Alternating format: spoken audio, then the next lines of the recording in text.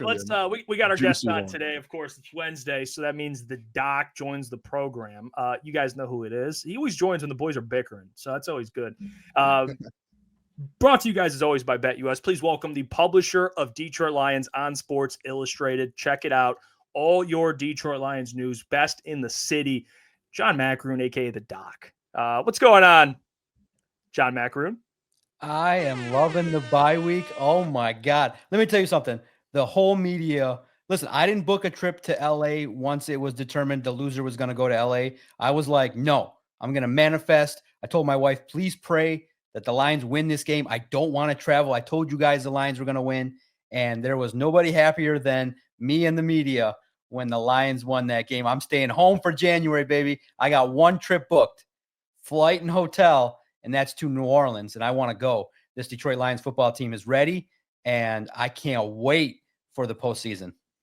Hey, Doc, I mean, this guy.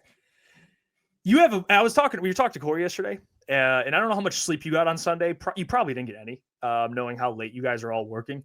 What'd you make of the Lions and that performance from Aaron Glenn? Defense not allowing a touchdown. You were there. What were your opinions of the game before and then after how it looked? Yeah, well, I picked the Lions to win 30-27, so I was close. I thought it was going to be a race to 30, and the Lions in that first half, it was like, whoa, the pressure mounted. The air was thick, right? Both teams were feeling each other out. We're trying to get into the game. And then I thought that the Vikings blinked first. They had red zone opportunities. They didn't capitalize. And then the Lions, eventually, I think they got their legs under them. They got their confidence. Once the Vikings blinked and gave us those extra 3 points at the end of the half, I thought, okay, that's good. That's a good sign. And then I just thought that Darnold not capitalizing in the red zone, that sometimes can cost you. And the Lions defense shut everybody up. That game plan was legit NFL caliber by a defensive coordinator that really brought it. Played cover zero. Taking the safety out of the middle was unbelievable. Was looking at it like, wow, they adapted to what they needed to do. They pressured Sam Darnold at a 66% clip. They made his life miserable. And I just think that it was great that, I'm glad that I and my staff, we all picked the Lions to win as opposed to some of the national media who have no clue what they're looking at. Maybe they were looking at numbers, or maybe they felt like the Lions defense wasn't going to step up. I just felt like the defense just needed to make a couple plays. They made a lot of plays. And guess what, guys? The MVP of the game, Amik Robertson, I sat down with him for a podcast for an hour, 40 minutes or so. It comes out tomorrow. And let me tell you, once I got to see how he conducted himself in the locker room, there was no way this year would go by without me dialing him up for a podcast conversation. He's as advertised. He's thorough. He's energetic. He talks about the game. He talks about the game plan. I implore everybody, hopefully visit Lions on SI. Jeff, if that's the one story this month, you check out the podcast with Amik Robertson and the doc. I promise you guys are going to love it. It drops tomorrow. I hinted at it online. Doc. I'm telling you guys, Amik Robertson conversation with the doc. I promise you're going to love it. Two dogs talking football. And I think that you're going to want to run through walls after listening to Amik, man. He's great. I knew he would be great. And I'll tell you what I told him off air. I said, listen, Amik, if you aren't doing a podcast next year, you're leaving money on the table. You have it. Start a podcast. He perked up and he was like, really? I said, yes, you are a podcaster. Do it. Get yourself on air and do some stuff, because he can eloquently share his thoughts in a way that makes you want to listen to him. I could have talked to him for 2 hours, and he gave me 40 minutes of his time on his off day, and I'm grateful for it, and it makes the job fun. And man, what a defensive performance by Amik Robertson shutting down Justin Jefferson. Nobody thought that was going to happen, and kudos to him for handling business. And look, man, Ben Johnson owns Brian Flores. I just love it. What's going on, everyone? I interrupted today's video to tell you about the sponsor of today's video. And as always, it's BetUS. Head over to BetUS now, and you can get in on the NFL playoff action. I love this bet. -3, Tampa Bay Buccaneers at home against a rookie quarterback. I'm going to go ahead and lock my bet in now, and you guys can do the same. Remember, gamble responsibly, but you can head over to BetUS because they're offering all of our subscribers and viewers a deal. Use the code YouTube150. You get up to 150% On your first deposit, 125%. On your second and third deposit, up to $2,000. So head over to BetUS. Big shout out to them for sponsoring this video. Now, let's get back to the doc. Hey, just digging a little deeper, Doc, on defensively, I just want to kind of get your thoughts heading into the playoffs. Jeff and I have had this conversation back and forth about, hey, does it feel like what we saw on Sunday night from this defense and Amik and the secondary and even the pass rush, it's something that can correlate and kind of turn into the playoffs, and they can keep this thing going defensively. What's your confidence level on them doing that and AG being able to do that? Or do you still think, hey, there's going to be some holes in this defense, they're going to give some points up, and offensively it still leans on them to go win a Super Bowl? Yeah, look, for the chat. No, I'm not a national hero just yet. I'm enjoying the local run at the moment for the last couple of years. If I wanted to decide to take another stride forward in my career, I'm confident to let you know I could probably do it if I wanted to, but I'm happy. I am the happiest guy in Motown and the happiest guy in the media, no doubt about it. And now I get to cover a team 2 years in a row. Listen, man, covering an NFL team is a grind. What could you imagine? I just told my wife, could you imagine if I had to fly to LA with the fires? I'd be having a heart attack here talking to you guys. I'd be like, listen, hit me with some medicine. I can't take this anxiety, knowing there's fires going on and all that. The good Lord for 2 years has allowed the Lions to have games at Ford Field. My brain is still remembering the Rams and the Bucks game last year. It's going to go wild. Amon-Ra put out a national challenge to the fans to be better than last year.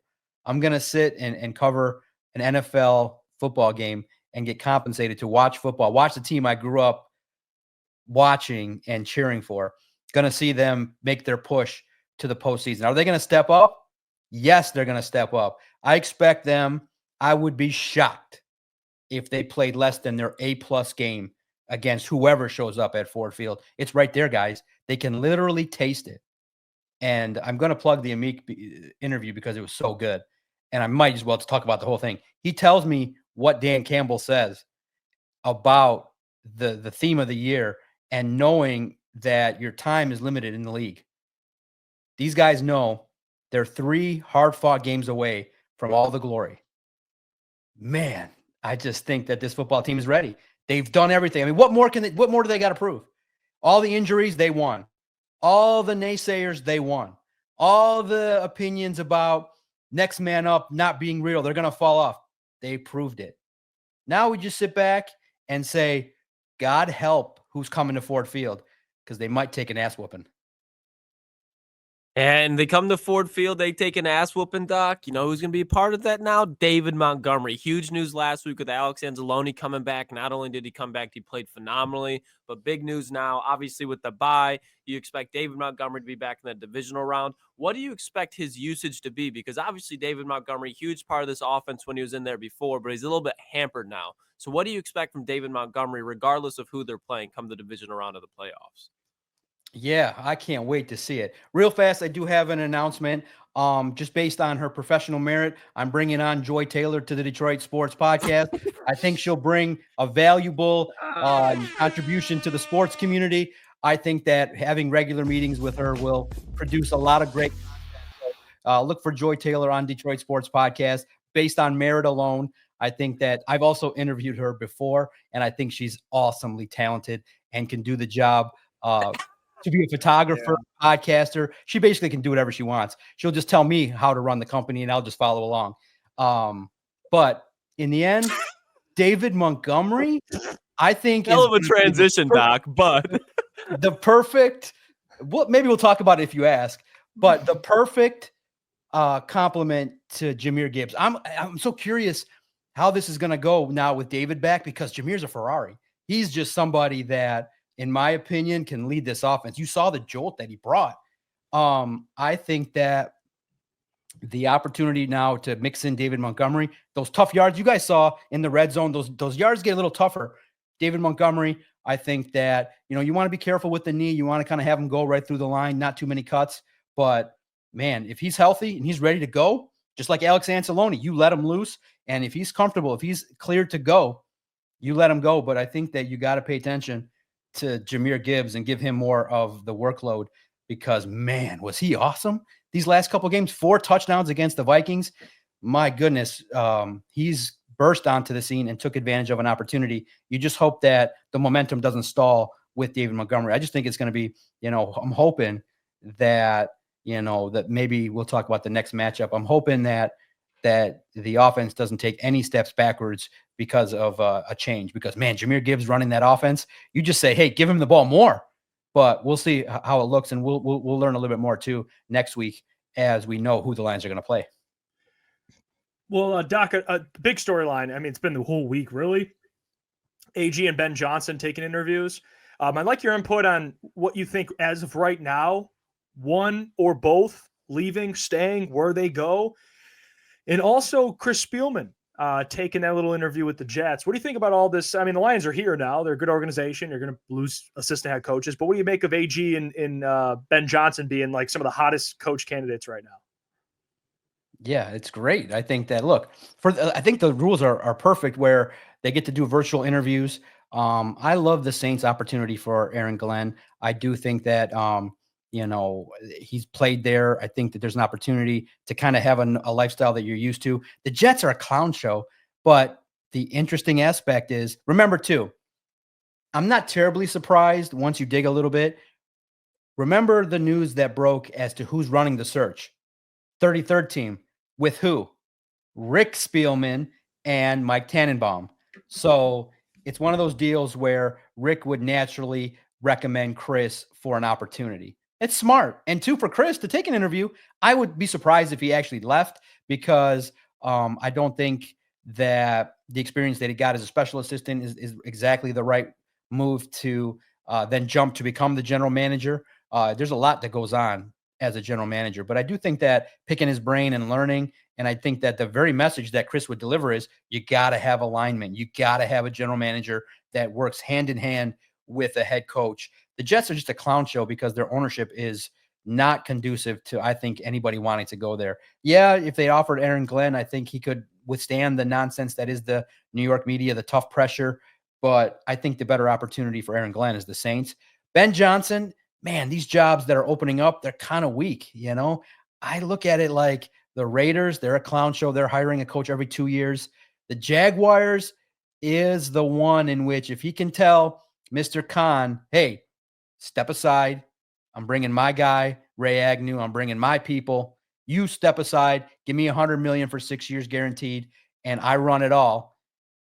I think he could do it. I think that he would take Mark Brunell down there and reunite him with the passionate fan base that knows him. I think that job might be appealing. The Bears job, it's weird because Ryan Poles should literally lay out a red carpet for Ben Johnson. The nonsense talk that you're hearing out of Ryan Poles, I think is potentially maybe going to lean toward a different coach. But if you're Ben Johnson, right now, these jobs are like B to B minus jobs. If you wait one more year, you win a Super Bowl, you're going to have another great offense next year. It kind of has the feel that the 49ers job could open up. The Bengals job could open up. Dallas. It just feels like the premium jobs, maybe even the holy grail of jobs, the Chiefs, could open up after 25.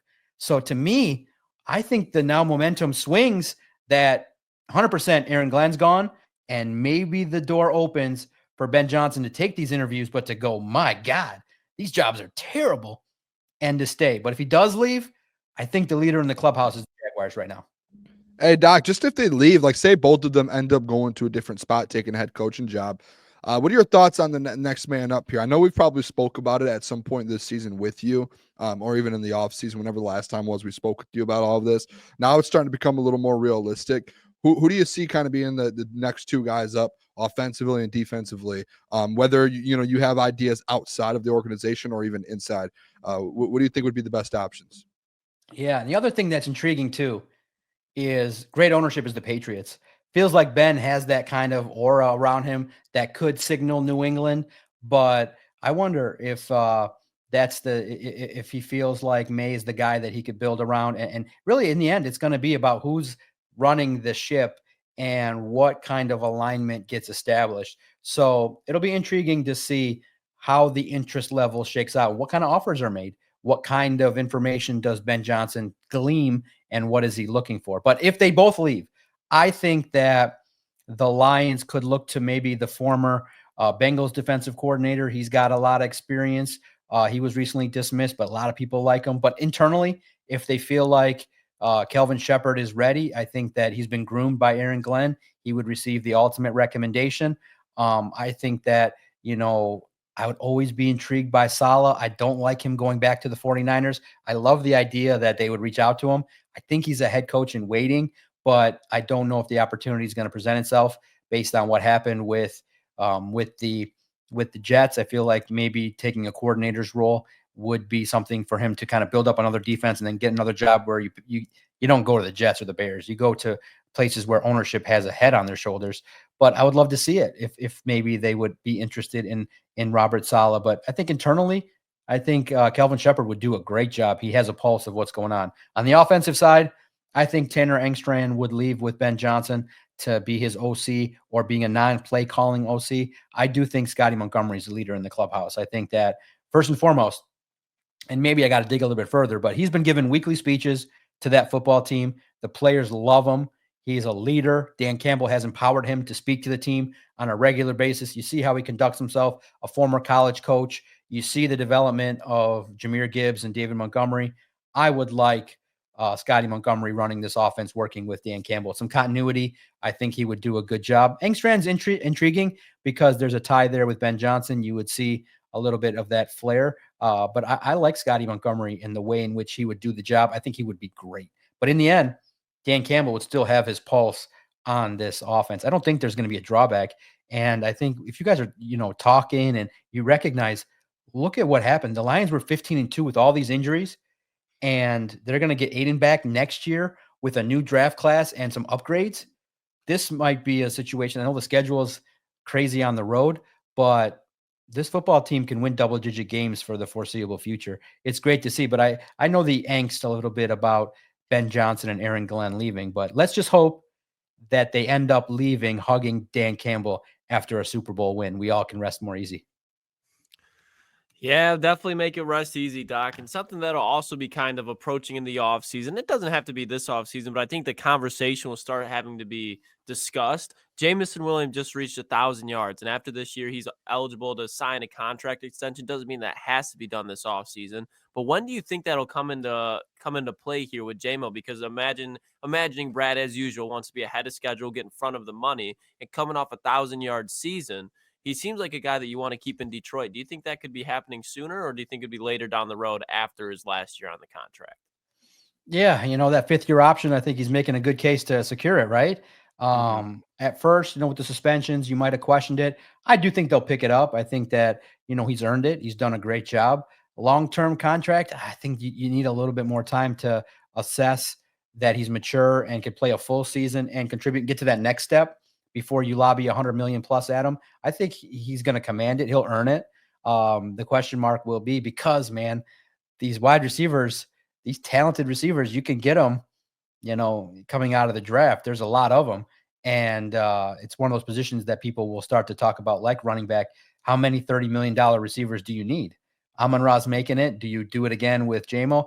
I think you do. I think he's worth the investment. He's a home run threat. He makes Jared Goff look good. I think that he's maturing, and I do think that I asked Ben Johnson directly. I said, when does he kind of get to that Justin Jefferson air of like 1,600 yards, 15 touchdowns? And he's like, you know what? Another offseason, no distractions, and the opportunity that he can continue to grow, he could be that. And it's just scary to think about that he had 1,000 yards this year, 6 touchdowns or so, and it feels like there's more, right? There's more under that surface that Jared and JMO can do more. I want to see it. I think he can accomplish it. I do think you're just scratching the surface of what he can do. I do think the Lions are a good place for him to develop in the context of good coaches and Antoine Randall and the players on the team to help him continue to grow to that next level, man. It was good to see. Remember, the only goal that Dan Campbell had for him was be a reliable 2. And he's done that. And he's matured, and he's also an X factor that can help this football team win a Super Bowl this year. Well, a big part of the storyline from Sunday, Doc, is Coach of the Year, and we had the discussion on the pregame and we talked about it again in the postgame. You think Dan locked it up? Because on most sports books, Kevin O'Connell's still favored to win Coach of the Year. Where are you at with that? if Kevin O'Connell wins, it's crazy knowing that he got outcoached by Dan Campbell. That would be crazy. I would be surprised if Dan Campbell doesn't win it. 15-2, knowing that the bye week was in week 5, 3 months. All the injuries that they weathered. I thought that Dan Campbell really planted his flag with the game plan that was put together against the Vikings, to switch up defensively, to blitz at that high of a rate, to force Darnold into some pressure throws, the ability to ramp the pressure up at the right time. And I just felt like in the biggest of big games in front of 28 million people, you not only beat your rival, you ended up pulling away in the second half. That's coaching. That's adjustments. That's, hey, putting your guys in the right position at the right times to succeed and to throttle it up at the right time. And Dan Campbell just had all the answers. Whenever there was an issue, whenever there was a fire, we fanned the flames, talked about it. It never swayed this football team from winning. 15-2, franchise records, guys, 4 offensive records, franchise records set based on the production. What was it that Booner saw? The over 200-point differential in scoring more than your opponent. All the touchdowns, all the yards, the production that they had, the growth that they had from Jahmyr Gibbs and Jamison Williams. If you sit there and tell me that Dan Campbell is not the coach of the year, then that award becomes officially debunked right away. It's devalued. The only guy that needs to be having it this year is Dan Campbell.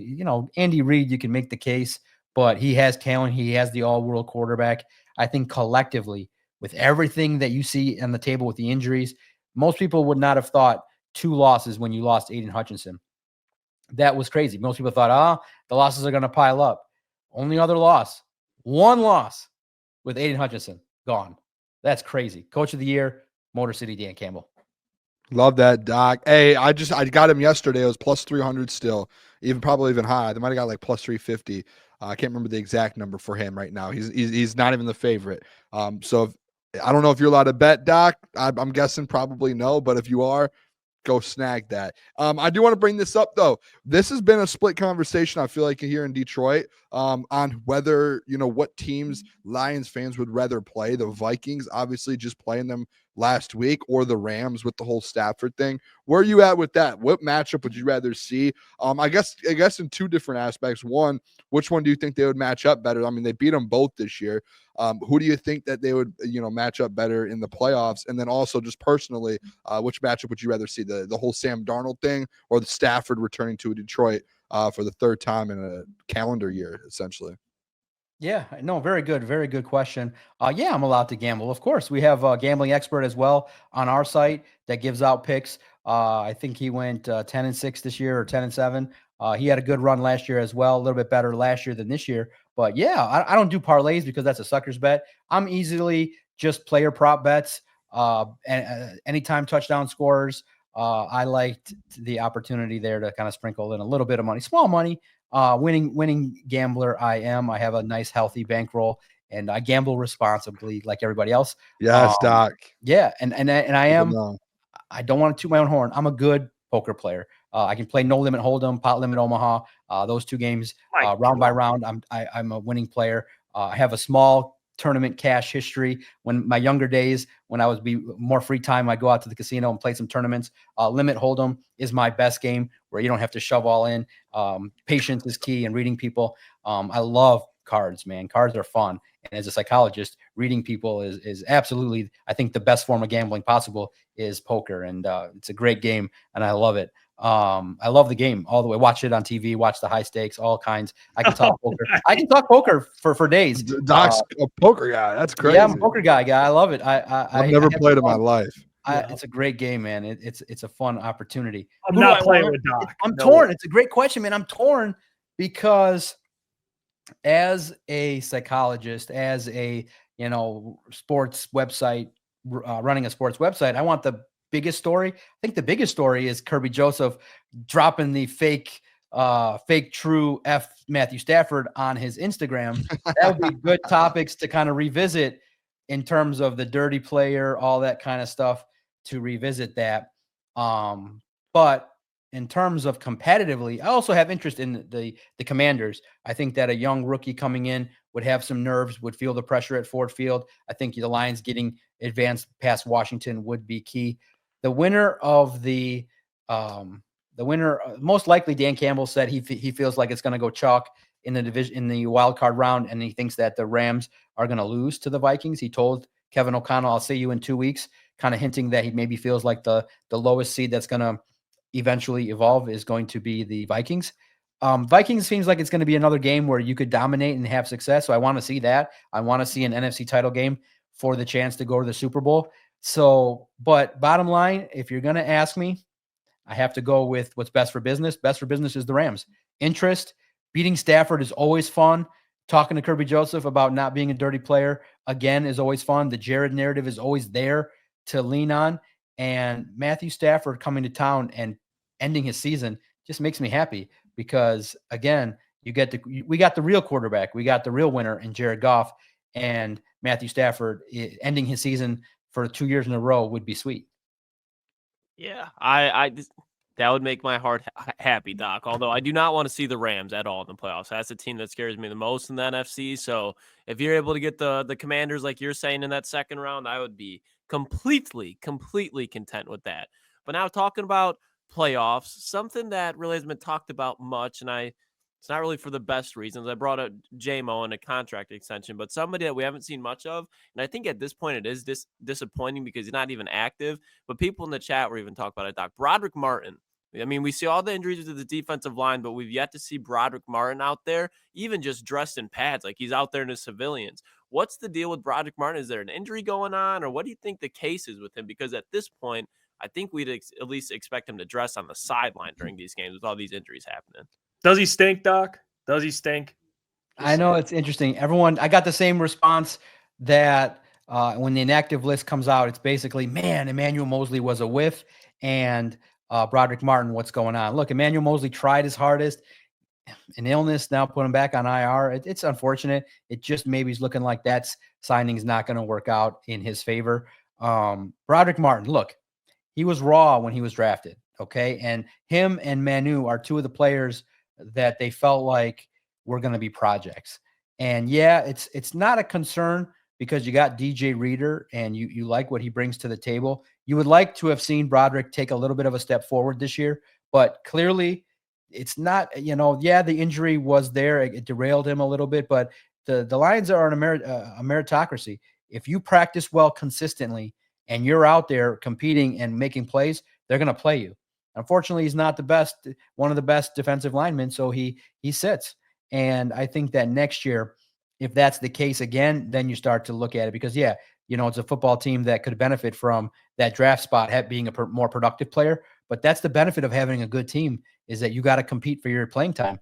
And right now, Broderick Martin, pad level's not consistent. You got to win battles one-on-one. It's going to be tough to win practice reps because you're going up against some of the best offensive linemen in the world. But right now, Pat O'Connor and unfortunately he's injured, but it was tough because you had some veteran guys that were doing more in terms of DJ Reader and Levi Onwuzurike and Josh Pascal. The hill was going to be a little bit tougher for him to climb, but I do think it's early for the bus talk because you have one of the great coaches in Terrell Williams developing them. It's just one of those deals where we got to use that dreaded P word. Not that one. Patience.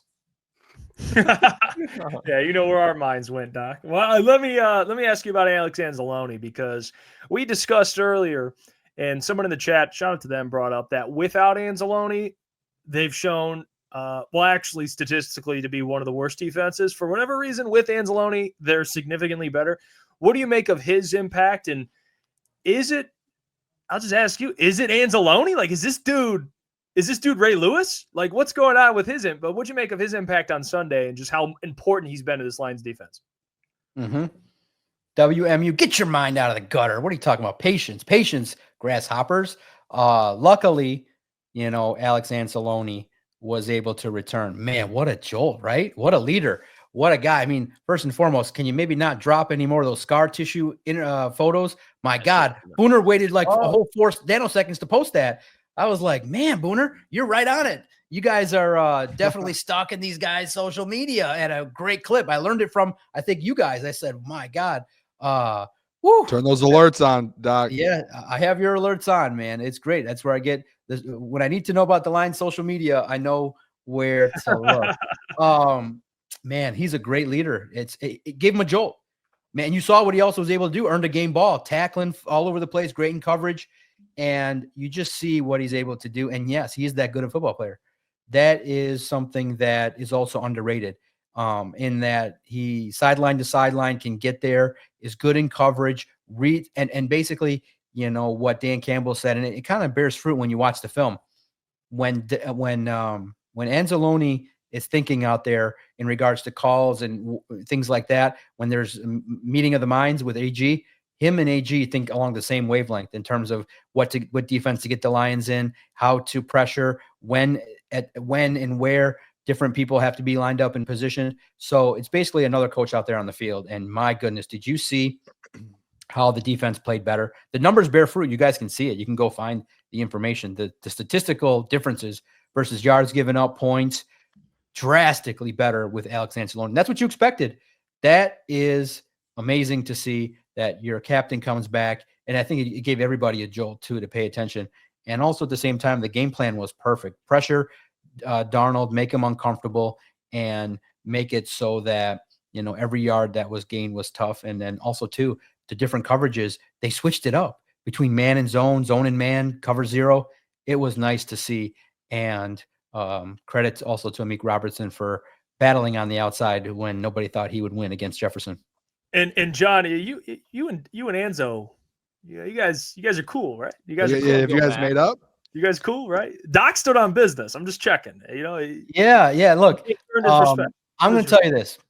Like everything else, winning cures all. All right. But I do think that I learned something too from. First of all, I didn't know this. I should have did more homework.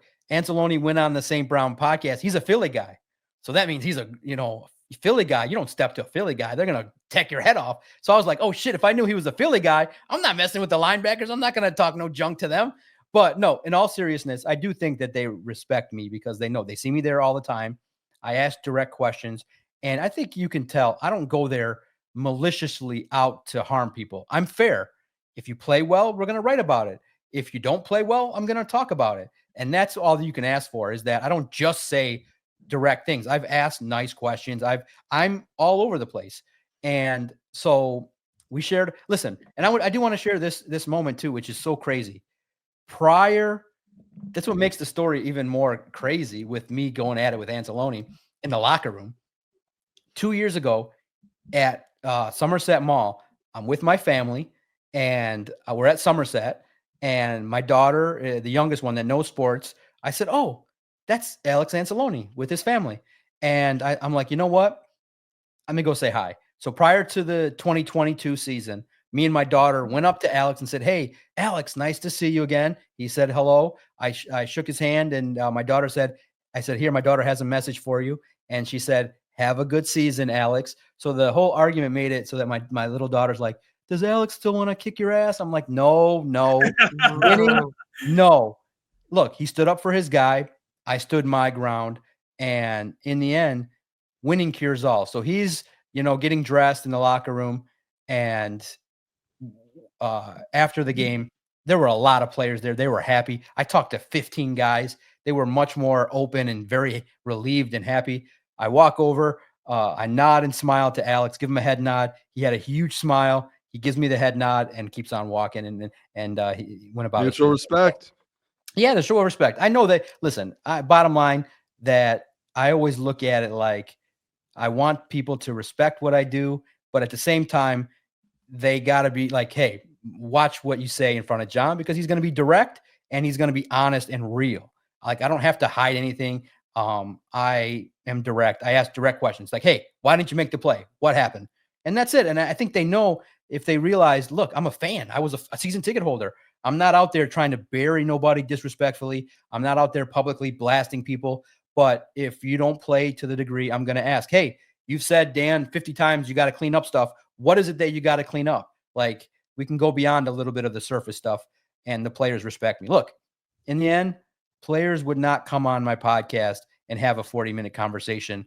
And also too, I would wonder if I asked the question, what do you guys think of me? But when I talked to DJ Reader one-on-one in the locker room, He gave me a pat on the shoulder. He said, there's some media out there that are fair and not fair. He said, look, you're here all the time and we respect what you do and stuff like that. And they know that along with the bold headlines, there's going to be fair analysis. And, I shared a moment with DJ Reader. It meant a lot to me, knowing that he's one of the guys I talked to early and he respected the work that I did. And he's like, hey, it's good to see guys that are here every day enjoying this. And, I did the work. I went there. I drove on my own dime. It's a grind. It's an hour drive for me to get there all the time. And to see them win, me and Alex are cool, but it's basic psychology. If you write nice things about them, they love you. If you critique them and point out the shit that they don't want talked about, they're not going to be as happy. But it doesn't matter to me. I write what I want. That's the blessing of the job I had. I only asked for two things: full control of what I write and full control of the schedule. And I got it. I earned it. There you go, Doc. Hey, I want to put you on the spot here with this next question. We talked about it. We actually had it as a segment yesterday. I didn't see on your website, or at least I haven't yet. You put out projections on all pro teams for the AP. I did see Panay today was on it looked like the player voted AP all pro team. I don't know if it was AP, but it was the player voted one. I think the NFLPA. Who do you think offensively and defensively, or even special teams, I guess, who do you think gets on the Pro Bowl or the all pro team this year? I think we all had 5 or 6 each. I could be wrong. I think we each had 5 or 6. Me and Hefe had 6. You had 5. Yeah. Yeah. I'm putting you on the spot, Doc. I apologize. This is on me. I should have maybe told you before, but who do you think makes the all pro team? Yeah, no, you don't have to. You guys don't ever prep. We could talk about it all. I love the fact that the NFLPA didn't vote Kirby in. He's not winning any player votes. So clearly, okay, we can start with the for sure's, I think. Amon-Ra and Panay Sewell. I think those are 2. I think Jared Goff should earn all-pro status the season that he's had. The others are going to be tough, I think, because, the players are interesting to learn about. I have no idea what these writers think about because I don't talk to too many writers. I talk to one locally intently, and I'm curious what they will look at. Defensively, clearly Kirby should be on there. That's 4. Branch, you could make the argument maybe later on in the year he tailed off. So I know those 4 for sure could make it. And then, did Jahmyr Gibbs do enough in the second half of the year with some more opportunities to make it? Maybe, maybe not. But I know those 4 could definitely be in the conversation. And, I'd be interesting one day if I ever had the opportunity to be a voter for those kind of things. I'm not. And I'm fascinated because, a lot more people take weight with the all pro than Pro Bowls. There's a lot more financial benefit to it. But I gave you the good 4. Hopefully, you can fill me in on who else I maybe missed. Yeah, so I'll say this, and this is what's interesting, at least when I was kind of going through it. There's only 2 quarterbacks in the NFL that get on an all-pro first, and there's a first team and a second. So that was why we all actually did not have Jared Goff on ours because of Josh Allen, Lamar, and Joe Burrow. So we thought 2 of those 3 would make it. I had Frank as well. I think there's 2 centers. I had Frank as the second one. Fox, Fox for sure, the punter. Yep, and then I had Jack Fox. That was the other one. So mine were Panay Sewell, Frank Ragnow, Amon-Ra, and then Kirby and Jack Fox. I had 1 defensive player, 3 offensive, and Jack Fox. Yeah, Booner, you earned the vote, man. You would be a worthy voter. You would be fair and nominate the people that would be out there. Doc. I'll vote Jared Goff MVP though, so I think that's where they would take me off of the list. Right. I would lose respect quick on that one. No, if I was an MVP voter or a voter, I would like I already said on the show the other day. I said I would pick Lamar Jackson to win MVP this year. That's so I'm unbiased. I'm going Lamar. So my vote, I would have a good vote out there. To me, I think Josh Allen's going to win. I think that, the conversation always is going to be with the quarterback. I thought he had a good year. Yeah, Lamar Jackson did some things passing-wise to get himself in that conversation. It's going to be very interesting to see how that does shake out. But, I don't think Goff's going to be the league MVP this year. It's unfortunate, but he got himself in the conversation. And, look, awards are great, but, man, he had a great year, and he put himself in the right position to lead this football team, and he's playing great. So it's been a great year for Jared Goff. Yeah, it's been a great year for Goff, Doc. Huge part of that's the offensive line, and something I can hope you could shed some light on for me, because I know Booner's kind of been very pushbackful of me bringing it up. But I think over the last 2 games, to just be specific, Taylor Decker, Graham Glasgow kind of been struggling a little bit. They haven't been awful, but especially in the first half, seems like they've been giving up more pressures than usual. What do you make of that? Is it injury? Are they banged up? Do you think they just need that bye week, or do you think it's something more than that? What have you been taken away from looking at that left side of the offensive line recently? Mm-hmm. And what Booner's like, oh, it's all good. Calm down. There's no issues. No, he's just saying like, hey, Taylor Decker, vet, Taylor's been banged hurt up. all They year. haven't had a bye since week 5, so he's probably just looking for that bye week. After that, they'll be good. Oh yeah, I'm not terribly surprised. Booner's the king of excuses. Whoa! Where did that come from, Doc? I don't know. No, I'm messing with you, Booner. You know I love to give you but can't wait to you throw an guys are excuse right. at The you. offensive line, when playing well, tops in the league. But yeah, they were inconsistent. They, I think there were stretches where they would admit they didn't play to their capability, gave up too many pressures. The run game clearly against the Bills didn't take off the way it should in the highest of high moments. Clearly, yeah, Frank Ragnow had his worst game against the Bills. And yeah, they're, it's the bunch that's going to need the rest and R&R the bye week the most. They are getting older, and it's a tough position, man. It's not easy to play that left tackle spot because of the sheer nature of the stunts and the move sets. And guys, these DNs are getting faster, stronger, and more sophisticated in their moves and their spins and their bull rushes. And it takes coordination, effort, and footwork and consistency. It is unbelievably tough to stand up and block when someone's bearing down full weight on you and putting their moves on you. So look, this offensive line collectively, when healthy, there's a brighter future now with Mahogany, probably maybe even potentially replacing Zeitler at right guard in the future. But you realize that collectively now, I think the offensive line understands the mission, which is, hey, you got to protect JG, you got to open up the holes. But just look at what just happened. You're only as good as your last performance. And the holes they were opening up for Jahmyr Gibbs were massive. So I expect them to bring their A game led by Penei Sewell. And I think this offensive line understands that, okay, the nonsense is over. It's time to take it up a notch. Everybody will take it up a notch. But you're absolutely right that when Taylor Decker and Frank Ragnow and Glasgow kind of look at some of the film, there's going to be some reps there that they would definitely think could be much better. I'm going to ask you, Doc, have you seen enough out of Josh Paschal and Levi Onwuzurike that in the playoffs you're comfortable with those guys continuing to step up, or is there some concern there and you just kind of have Zadarius Smith and DJ Reader? Where are you at on those two? Yeah, I think that everybody, the motto this year, it takes more. There's one thing to produce in the regular season. There's one thing to have a 15-2 record in the regular season. We've seen the Vikings have good years. We've seen the Patriots go undefeated in the regular season. Guys, that's all over. The past is the past. This football team now is judged by one thing only. And I'm so glad it's on tape. Amik Robertson said it directly into the camera, looking at the DOC. Super Bowl or bust.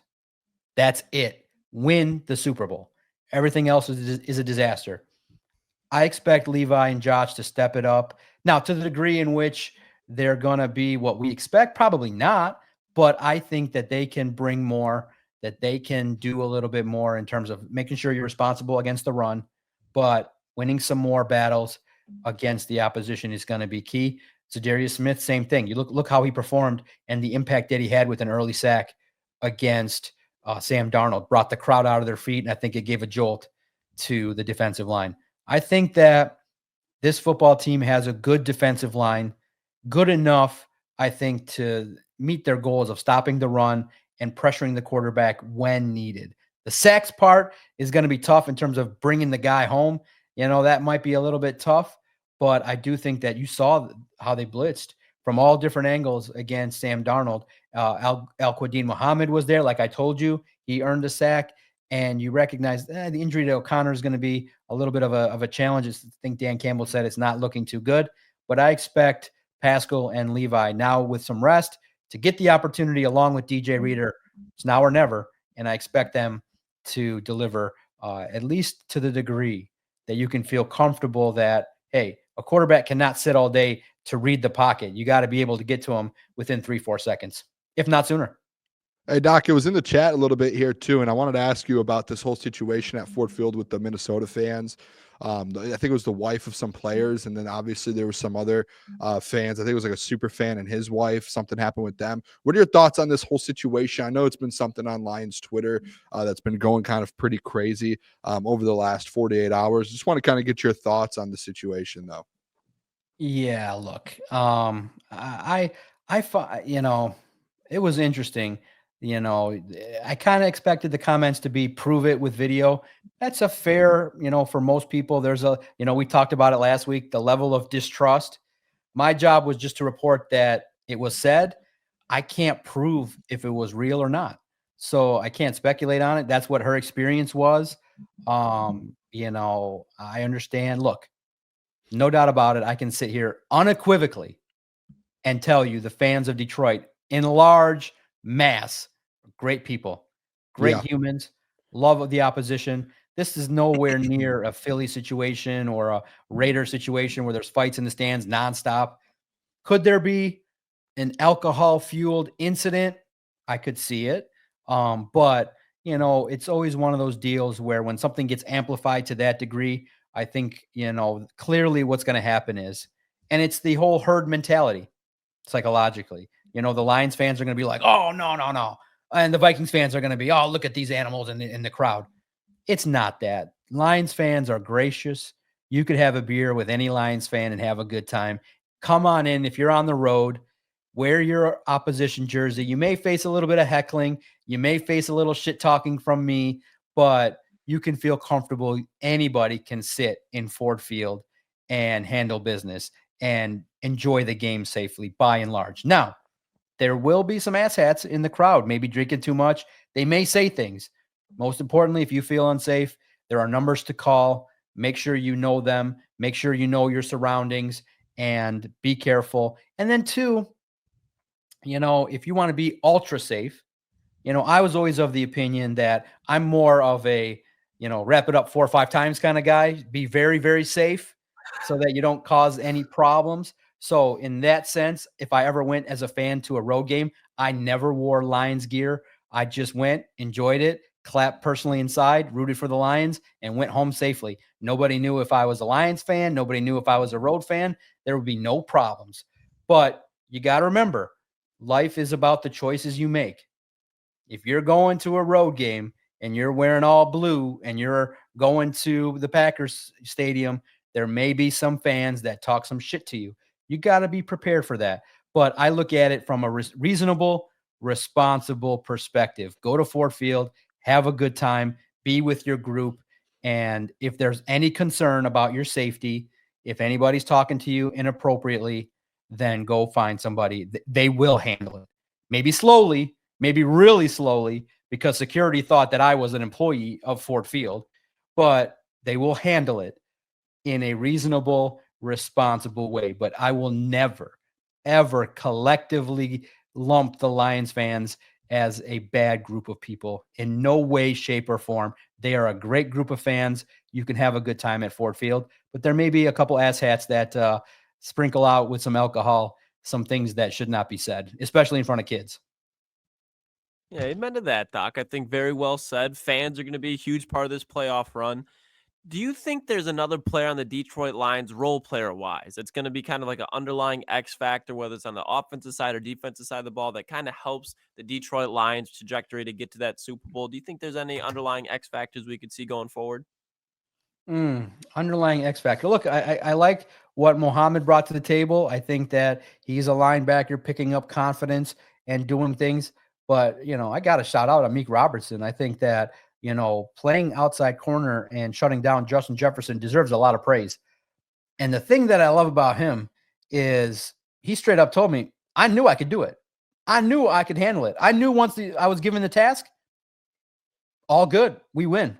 I was like, man, I love that swagger. And he said it right into the camera. I can't wait till the video goes up. The audio will go up in the morning.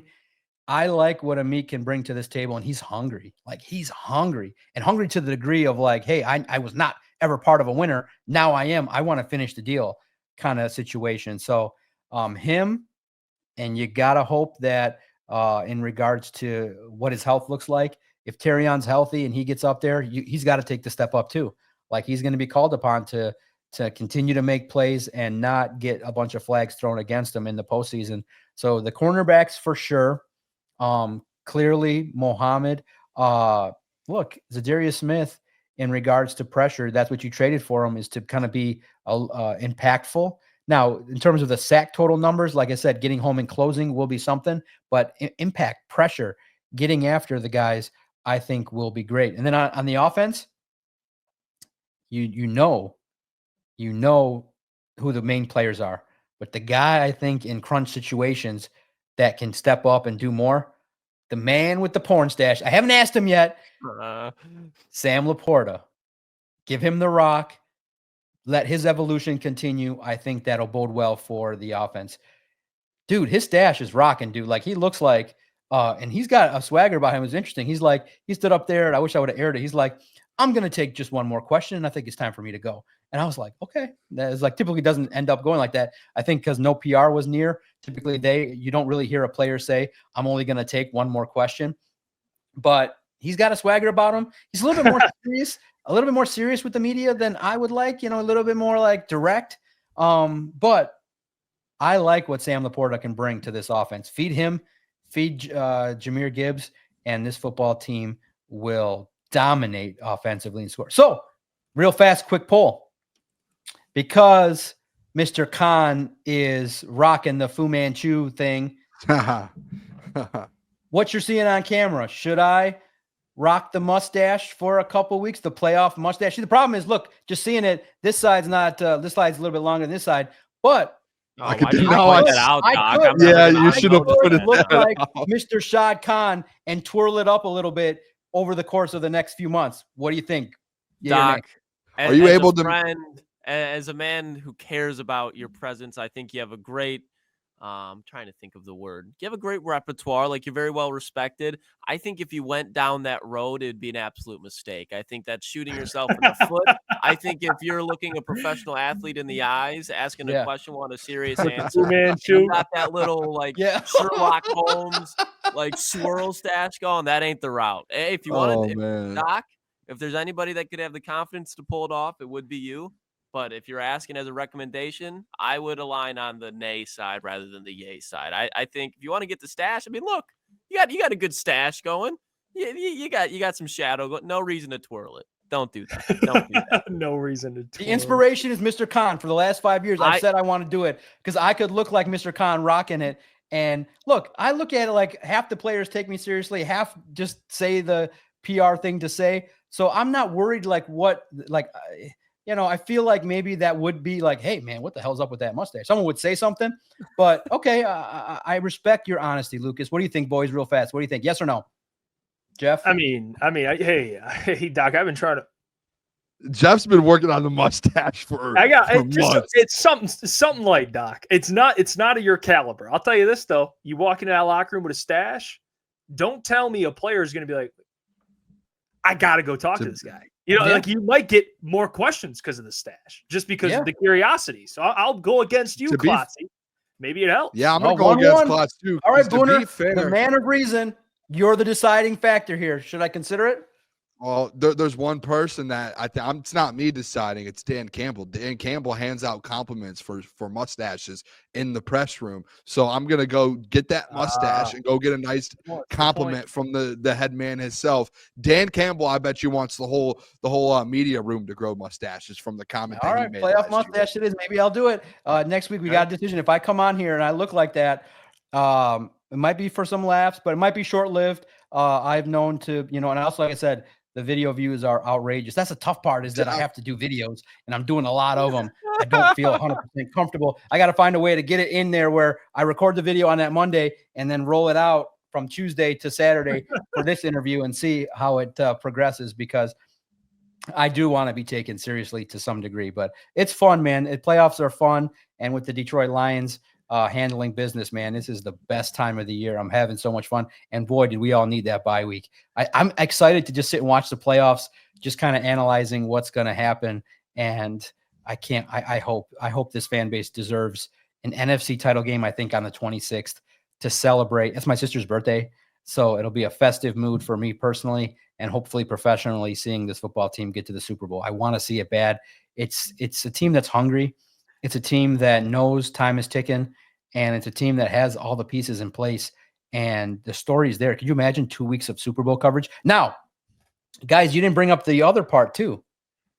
If this goes well, then you got Radio Row at the Super Bowl. I can sit there on that Tuesday where people ask ridiculous questions, and I can ask Dan Campbell what's the most caffeine he's willing to ingest right now, and be like, look at this idiot with the mustache. And then this could go blow up nationally, where people could say, look at this guy, and then have my face just show up all over the internet as being, look at this idiot who asked Terry and Arnold what's his favorite Nintendo game. You know, so there's a chance too for some self-serving growth here if I change my appearance to look a little more ridiculous. We need to, Doc. We need to figure out. You need to make sure when you get the stash, let's not have that one side longer than the other, because when you said it now, I can't stop looking at it. Yeah, you can see it, right? You can see it, right? Very clearly, very clearly, right? It's that's what I'm saying. So I have to trim this side right here so it looks like that. Yeah, exactly. Yeah. I will trim it, of course. I will do it professionally. I'll keep the goatee and keep the sides. Ooh. So maybe look a little hard, you know, get you the Hulk. Rugged. Come on now. Hey, Amon-Ra dyes his hair blue for the offs. You can do something. Yeah. You can get the stash. Yeah, I've got something coming back for the playoffs too. So I mean, everyone has their thing, Doc. Perm mullet, I heard, Boone. Permed mullet. Well, the mullet, not a permed mullet, but I mean, you can go back and see what I did last year for the playoffs. Yeah.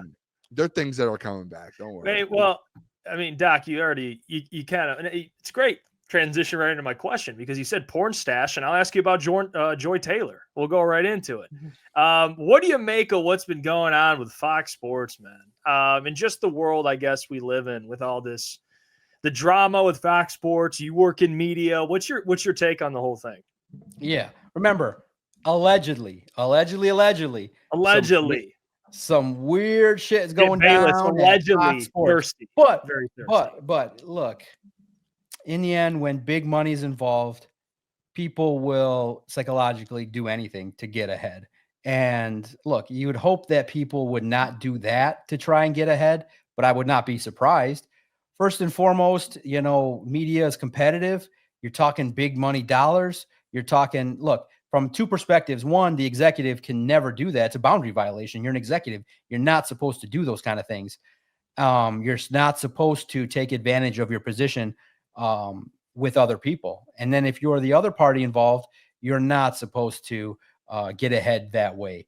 But in the end, you know, and I'm being honest, that's why I have people in charge that are male. Like, we have all male staff.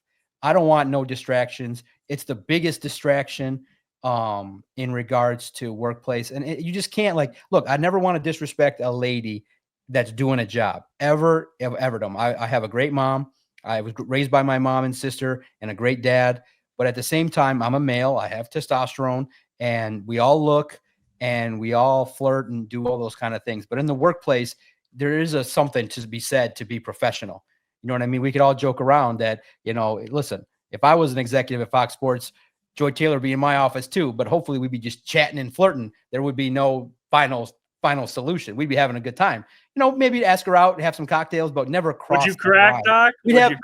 I'd walk right up to the line and then back off, because I can't do that at the workplace. But yeah, you flirt and it happens, but you got to have a line. You got to have a boundary. But it makes it so if it is true, again, remember, these are all allegations. It sets women back, because that's what every guy thinks anyway. Every guy thinks that ladies sleep around to get ahead, or that they're there in that position. But in the end, here's the tough part, is that you have to acknowledge that executives will pick women that are more attractive for higher end positions. So, but at the same time, that may get your foot in the door, but to keep a job, remember, it's one thing to get a job. Someone hired me and put me on camera. Now that you would think on surface would be stupid, with this face and this bald head. But in the end, I got the opportunity and I kept it by hard work. However I got in the door, whether it be knowing someone or this or that, however, whether you're good looking or not, it's one thing, but to keep a job, you want to be known for having merit. And that's what you should be wanting really in your life. But now look at it. The last 2 days, just based on the show, the attire has changed pretty quickly. So I do think that professionally speaking, that women should be in the sports world, be respected for the things that they say and less for the appearance. But again, I'm a guy. So one fact, it's a factor. Like it's not, I say, hey, I see this reporter. That's all I know her for, but it's part of the conversation. I am a male. I do look at the female reporters, but it's like fleeting, and I respect them more to hear the content of their worth and what they report on more than my, it's like 10%. Oh, okay, this is what she looks like. And 90%, what does she bring to the table? Now, if I was an executive, man, would that happen to me where I would take advantage of that? No, I wouldn't. But I am not surprised that happens where powerful men take advantage of their situation. And it shouldn't happen. It should be strictly, hey, you do not fraternize with the help or you're fired. But it's the worst when an executive at the highest levels that has control over hiring decisions is someone with poor boundaries. Like I said, I would be respectful, professional, and I would hope that, we kid around, of course, and stuff like that, but you would hope that the people that want to rise through the ranks to the highest level of whatever they do, it's always better based on merit than looks and stuff like that. But it's the entertainment business. And sometimes, people will stoop to levels to get ahead that you and I maybe wouldn't agree with. Yeah. And it stinks too, because, I've interviewed Joy Taylor, and when she had the take on Dan Campbell, she was thoughtful, and she expressed a little bit of not remorse, but a little bit of her side of things. And I thought that she was always a stand-up kind of person. But we'll see. Again, remember, these are all allegations, and sometimes these things are true, not true. But I'm definitely curious to see how this does shake out moving forward. I do think that too. That I hope that in any situation like this, that the parties involved grow from it, and that people do not get too damaged by all the allegations. Yeah, especially let's not let Skip Bayless get off the hook here. I mean, Skip Bayless was down bad. That's insane. And he's always what's his wife's name? If it's true, it's yeah. If it's true, it's crazy. But like I said, allegedly. Remember, I think psychologically the biggest downfall, it's undefeated, man. Women are a big downfall for a lot of people. It's a big distraction. And it's one thing that I think it takes discipline to be able to put down the forbidden fruit. Remember, too, for those that are biblical in this situation, Adam couldn't resist the temptation of Eve, and John definitely can't handle the temptation from Eve either. It's just the way it is. It's physiology. Guys are programmed to look, and guys are programmed to be conquerors. It takes effort. It takes effort to not cross those boundaries. You're getting me killed. I'm getting my girlfriend is like right off screen. And let me tell you, I wish I could turn the camera. I'm getting the death rays of hell right now. Yeah. Doc. Oh, yeah. Listen. Some people want to bury their head in the sand. Guys need to be guys. And I told my wife when we first started dating, guys need to be guys. I'm a guy, but I'm not going to cross the line. I'm not going to cross any boundaries, but my eyes are open, man. And I look and I smile, and we enjoy part of the, and listen, here's the part that maybe you need to, Lucas, talk to your lady about too. She's doing the same thing with her girlfriends. If she sees a hot guy and he's flashing the 6-pack, they're sharing the picture and they're giggling too. We're all the same. We're all down to be freaks at certain points in our lives. Let's not hide it, man. Come on. Let's be real here. Let's be adults. We all look, we all entertain those things, but at the same time, there's one thing to walk up to the forbidden fruit. It's another thing to take a bite. I walk up right up to it and look at it and be like, man, you're forbidden fruit. I want to bite. I walk back. I walk back and I go, can't do it. There's consequences, and there's some bad ones too.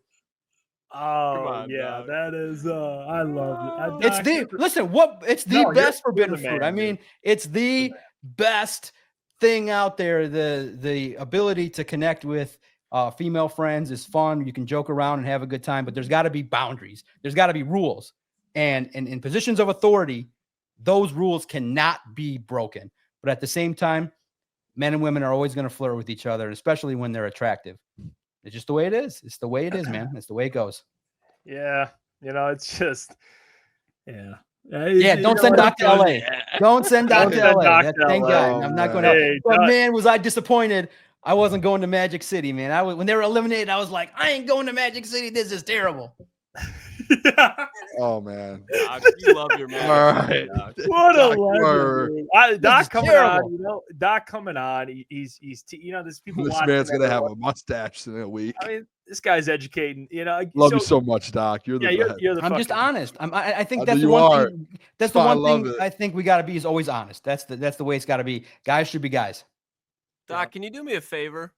When you retire from the Detroit Sports Podcast, can you start up like your version of like Maury, or like a version that would of be that where you unbelievable. could be the Yes, you could be Doc. the next Dr. Phil, Dr. Doc. That's what we can be looking at. I was watching okay, guys. Now you guys are hilarious. I watched the Jerry Springer doc on Netflix, and by God, I sat there and said, you know what? I could be the fucking next Jerry Springer if I wanted to be. You could, I Doc. could definitely You start a could. show and have some freaky ass topics like nowadays. I creeped on my TikTok with I creeped on my TikToks or my ex's TikTok. I could do some wild ass topics in this day and age. I could do the Jerry Springer show and make it a ratings bonanza. But my wife was like, you don't want to be known for being trashy. I'd be like, he was making $30 million and he was doing some clown ass shit. I could do that. I could make some topics, bring back a 2025 version of Jerry Springer. I could do that. That'd be fun as hell. And people would laugh their ass off. It would be like, Tinder dates gone wrong would be an episode.